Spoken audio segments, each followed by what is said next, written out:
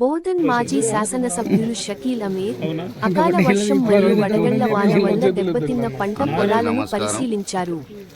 సాలుర మండలంలో మొక్కజొన్న, వరి పంటలు తీవ్రంగా దెబ్బతిన్నాయి మరియు మామిడి కాయలు రాలిపోయాయి.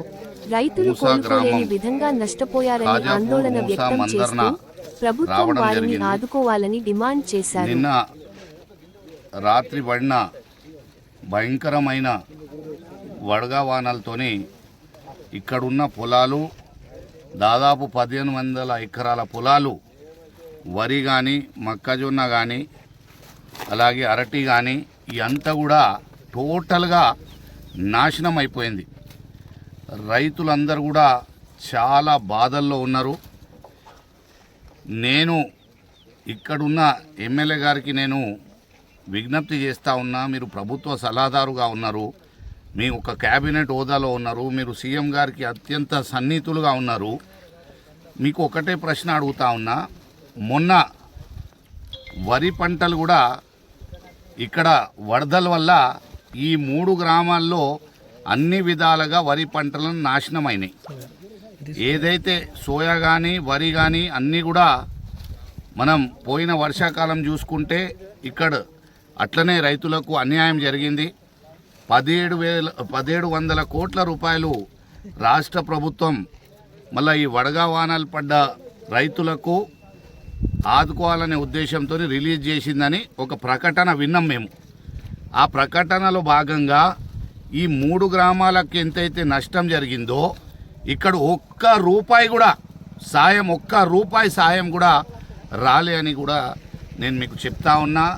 ఈరోజు ప్రభుత్వానికి ఇక్కడున్న ఎమ్మెల్యే గారికి డిమాండ్ చేస్తూ ఉన్నాం, ఏదైతే రైతులు ఇక్కడ ఊసా గ్రామం కానీ మందర్నా కానీ ఖాజాపూర్ కానీ ఆత్మహత్యలు చేసే పరిస్థితి ఈరోజు ఏర్పడింది. దయచేసి ఇమీడియట్గా స్పందించి మళ్ళీ ఎమ్మెల్యే సుదర్శన్ రెడ్డి గారు ఇమీడియట్గా ఈ గ్రామాలని పరిశీలించాలా. కలెక్టర్ గారు ఇప్పటి వరకు కలెక్టర్ స్పందన లేదు. ఇక్కడ అగ్రికల్చర్ ఆఫీసర్స్ కానీ కలెక్టర్ కానీ ఎవ్వరు కూడా జవాబుదారీ ఎక్కడ లేదు. ఇక్కడున్న కాంగ్రెస్ పార్టీ కార్యకర్తలు మన ఇసుక దందాలలో వసూలు చేయడంలో, మోరము కొట్టడంలో దాంట్లో బిజీ ఉన్నారు. కానీ ఈరోజు రైతుల పరిస్థితి ఇట్లా ఉంటే ఒక్కళ్ళు కూడా వచ్చి వాళ్ళకు పరామర్శించి ఎంతవరకు డ్యామేజ్ జరిగింది, అంచనాలు ఏమున్నాయి, కలెక్టర్ కానీ అగ్రికల్చర్ ఆఫీసర్స్ కానీ వచ్చి మాట్లాడి ఈరోజు రైతులకు ధైర్యం చెప్పే పరిస్థితి ఈరోజు ఉంది.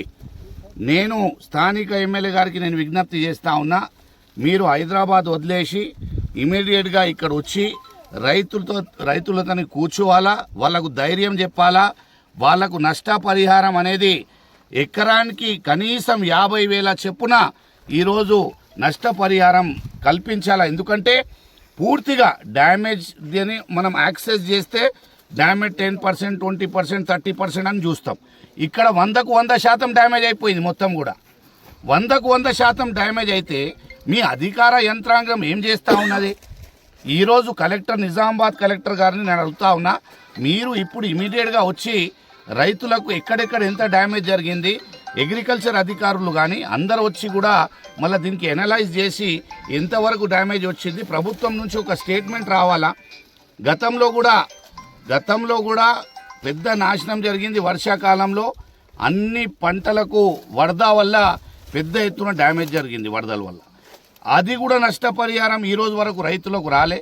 ఈరోజు ఎక్కడో మళ్ళా మనకు రైతు పెట్టుబడి రాకుంటే కూడా ఖాళీ ఎకరానికి 6,000 రూపాయలు వచ్చినాయి. ఎక్కడికెళ్ళో రైతులు పైసలు వస్తాయనే ఒక నమ్మకంతో మళ్ళా ఇంట్రెస్ట్ మీద అక్కడో ఇక్కడో ఏదో తాకడ పెట్టుకొని ఇల్లు కానీ భూమి కానీ బంగారం కానీ తాకడ పెట్టుకొని పెట్టుబడి పైసలు తీసుకొచ్చి పాపం పెట్టుకొని ఈరోజు మళ్ళీ వాళ్ళ జీవితమే నాశనమయ్యే పరిస్థితి ఈరోజు ఏర్పడింది. కాబట్టి ఇమీడియట్గా వాళ్ళకు ఆదుకోవాలని మేము బీఆర్ఎస్ పార్టీ తరఫున మేము ఇమీడియట్గా డిమాండ్ చేస్తూ ఉన్నాం. అంటే ఈరోజు ఇంత నష్టం జరిగితే కూడా ఎక్కడ కూడా ప్రభుత్వం కానీ ఎమ్మెల్యే కానీ ఇక్కడ ఉన్న స్థానిక నాయకులు కానీ ఎవ్వరు కూడా చిన్న స్పందన అనేది కూడా లేదు. ఇది చాలా ఆశ్చర్యంగా ఉంది. మేము ఇమీడియట్గా డిమాండ్ చేస్తూ ఉన్నాం. ఊసా ఖాజాపూర్ మందర్న గ్రామ రైతులకు ఇమీడియట్గా న్యాయం చేయాలా. అలాగే ఎక్కడైతే వివిధ మండలాల్లో కూడా వేరే గ్రామాల్లో కూడా ఎంత డ్యామేజ్ జరిగింది అంతా కూడా సమీక్ష పెట్టుకొని మళ్ళీ వారికి ఆదుకోవాలని కూడా మేమందరికీ పేరున నేను ఎమ్మెల్యే గారికి సీఎం గారికి అందరికీ కూడా నేను ప్రత్యేకంగా విజ్ఞప్తి చేస్తూ మేము డిమాండ్ చేస్తూ ఉన్నాం.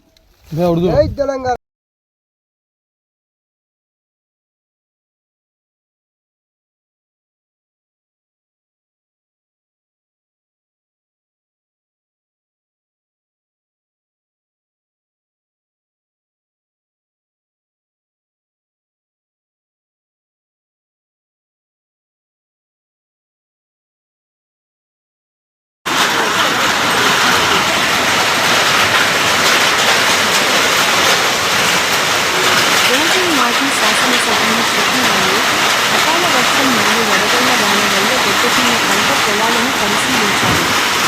సాలుర మండలంలో మొక్కజొన్న, వరి పంటలు తీవ్రంగా దెబ్బతిన్నాయి మరియు మామిడి కాయలు రాలిపోయాయి.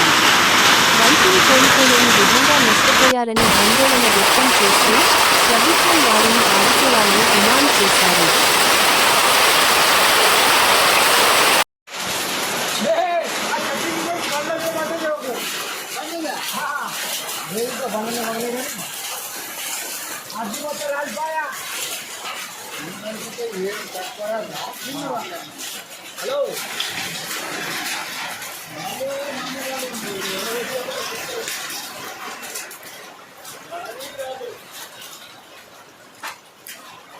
వాళ్ళు ఆడదు ఉండరా బాపు మర్చిపెట్టి వాళ్ళు ఇది కౌలు 40 ఎకరం కౌలు 40 కౌలు ఇల్లు పెట్ట కలుపు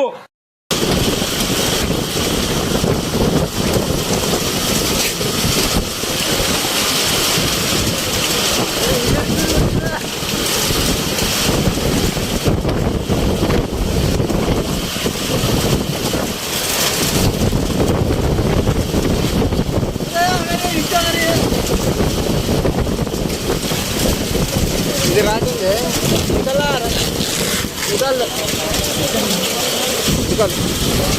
अब ये चाह रहा था